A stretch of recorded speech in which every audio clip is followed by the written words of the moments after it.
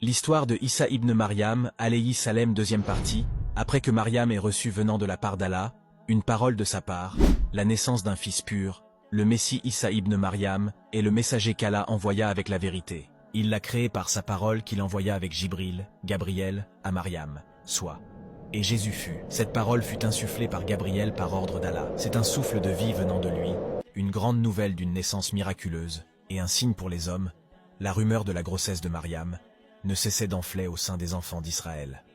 Elle décida donc de quitter Jérusalem pour se rendre dans la ville de Beit-Lam, qui est située au sud de Jérusalem.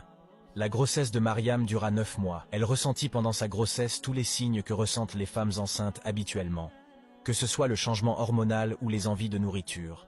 Quand le moment d'accoucher se manifesta, Maryam ressentit les douleurs. Puis les douleurs de l'enfantement l'amenèrent au tronc du palmier, et elle dit, « Malheur à moi, que je fusse morte avant cet instant, et que je fusse totalement oubliée. » Maryam à cet instant fit l'invocation de mourir. Maryam était sûre qu'elle allait être éprouvée par cet enfantement, et que son peuple allait avoir des doutes au sujet de son enfant. Alors qu'il la croyait être une femme chaste et vertueuse, elle craignait que personne ne la croie.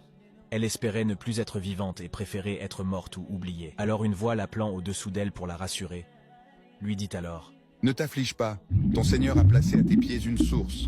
Secoue vers toi le tronc du palmier, il fera tomber sur toi des dattes fraîches et mûres. Mange donc et bois et que ton œil se réjouisse. Si tu vois quelqu'un d'entre les humains, dis-lui. Assurément, j'ai voué un jeûne au tout miséricordieux. Je ne parlerai donc aujourd'hui à aucun être humain. » Certains ont dit que la voix qui l'appela au-dessous d'elle était Issa qui lui parla, et d'autres ont dit que c'était l'ange Jibril alayhi salam. Maryam fut rassurée. Elle put manger des dattes en dehors de la saison. Ce fut une des grâces qu'Allah envoya à Maryam, lui donnant des dattes fraîches et mûres en dehors de la saison. Elle fut prescrite d'observer un jeûne au tout miséricordieux. Ce jeûne constitue l'abstention de parler aux humains. Lorsque Issa dit à sa mère qu'elle ne devait pas s'affliger, Maryam lui répondit « Comment pourrais-je l'être alors que tu es avec moi, et sans que je ne sois mariée? Comment pourrais-je affronter mon peuple ?» C'est à ce moment qu'Allah lui prescrit le jeûne de ne parler à aucun être humain, ainsi Allah ne la laissera pas seule, et il l'accompagnera face aux difficultés venant de la part de son peuple. Lorsque Maryam fut apaisée par ceux qu'elle avait vus comme signe de la part d'Allah, elle avait également la certitude qu'Allah la protégerait et préserverait son honneur. Elle décida donc de retourner avec son bébé dans la ville qu'elle avait fui. Lorsqu'ils virent Maryam avec son enfant, tout le monde fut triste, et les gens pieux lui dirent. Puis elle vint auprès des siens en le portant le bébé.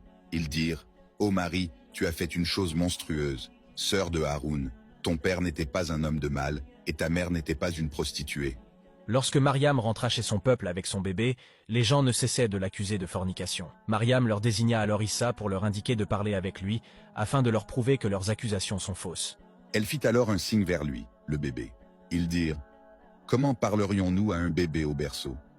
Mais le bébé dit, « Je suis vraiment le serviteur d'Allah. Il m'a donné le livre et m'a désigné prophète. Où que je sois, il m'a rendu béni. Et il m'a recommandé tant que je vivrai, la prière et la zakat, et la bonté envers ma mère. Il ne m'a fait ni violent, ni malheureux. Et que la paix soit sur moi le jour où je naquis, le jour où je mourrai, et le jour où je serai ressuscité vivant. » Tel est Issa, Jésus, fils de Maryam, Marie. Parole de vérité, dont il doute, il ne convient pas à Allah de s'attribuer un fils. Gloire et pureté à lui. Quand il décide d'une chose, il dit seulement « soit », et elle est.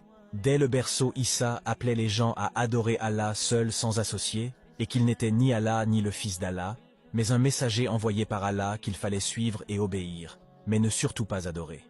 Durant toute sa présence sur terre, Issa n'a donc pas cessé d'appeler au tawahid et à la religion d'Allah. Il prêchait à l'adoration d'Allah, seul, sans associé. La naissance miraculeuse d'un enfant qui parlait au berceau se propagea rapidement. Les gens voyageaient pour le voir et lui envoyaient des cadeaux. Mais les miracles et le discours de Issa ne suscitaient pas que la fascination. Certaines personnes dérangées par ce discours de tawhid et de soumission au Seigneur de l'univers voulaient se débarrasser de lui. Le roi de Perse de l'époque cherchait à devenir célèbre. Il questionna donc ses devins pour savoir ce qu'il en serait. Ce derniers lui dirent « Il y a un enfant immense sur la terre. » Le roi envoya ses messagers et ses devins afin de retrouver sa trace. Lorsqu'ils arrivèrent au Cham, ils questionnèrent le gouverneur à propos d'un enfant exceptionnel.